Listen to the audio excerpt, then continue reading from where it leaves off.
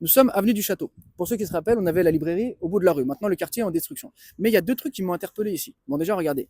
Avenue du Château. Pourquoi château? Et en plus, quand on regarde ici, on voit donc peut-être les restes d'un château, les traces d'un château. En tout cas, on voit bien que ce monument n'a rien à voir avec l'ensemble du quartier qui est plutôt du béton et qui n'a pas de style particulier. Eh bien, sachez qu'il y avait ici un château.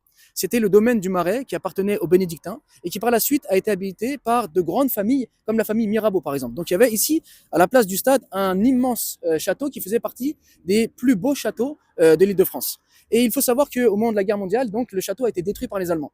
Et par la suite, là où vous voyez le stade, eh bien, en fait, il y avait un bidonville dans lequel habitaient les Algériens. Donc, souvent, on parle du bidonville de Nanterre, mais sachez que ici, là, donc, euh, au niveau, au niveau du stade, eh bien, avant que ce soit un stade, justement, c'était un bidonville dans lequel habitaient les Algériens et il y avait donc le FLN et toute l'activité donc il y avait pendant la guerre de libération qui avait lieu ici comme ça avait lieu à Nanterre. Donc lorsque vous voyagez, lorsque vous vous déplacez, faites toujours attention aux monuments parce qu'ils indiquent des traces historiques extrêmement importantes. Et donc avenue du Château, ça renvoie à ce château du Moyen Âge dans lequel par la suite des grandes familles comme la famille Mirabeau habitaient et au moment de sa destruction donc ça devient un bidonville dans lesquels habitent les Algériens et qui ressemble donc au bidonville de Nanterre dans lequel il y avait les membres du FLN donc qui participaient à la lutte pour l'indépendance de l'Algérie. Donc regardez ce stade avant, c'est bien là qu'il y avait le château, c'est là qu'il y a eu le bidonville et on voit encore donc les traces du château avec ce monument qui a été conservé malgré la destruction donc pendant la guerre mondiale.